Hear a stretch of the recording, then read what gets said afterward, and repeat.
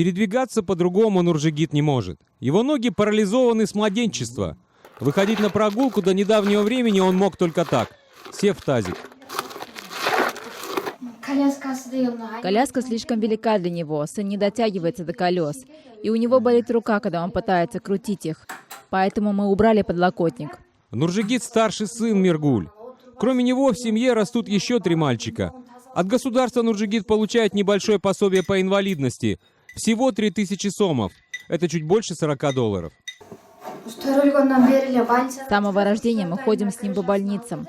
4 месяца ему удалили грыжу. Сейчас врачи только отмахиваются от нас. Мы ходим к ним, но они ничего путного не говорят. Никакой помощи от них. Мы не знаем, что нужно делать для того, чтобы он начал ходить.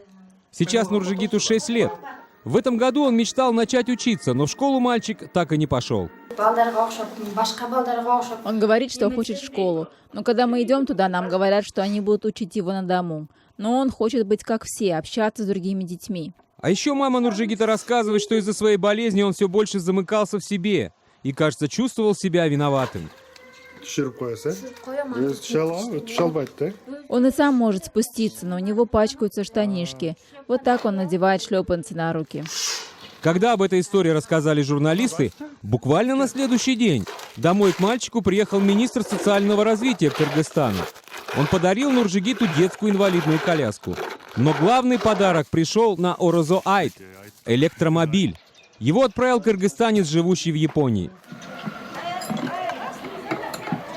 Пока электромобиль собирали, Нуржигит внимательно следил за процессом и, кажется, впервые за долгие месяцы улыбнулся. Электромобиль для Нуржигита отправили еще месяц назад. И так получилось, что посылка пришла именно сегодня, в день праздника Орозо. Благодаря журналистам на мальчика обратили внимание и лучшие врачи республики. Один из известных ортопедов недавно осмотрел его, и, по словам мамы Нуржигита, ее сын, возможно, встанет на ноги. Тогда ему не понадобится ни новая инвалидная коляска, ни даже электромобиль. Александр Орлов, Жибек Бегалиева, Сабыр Абдумамонов. В настоящее время Бишкек, Кыргызстан.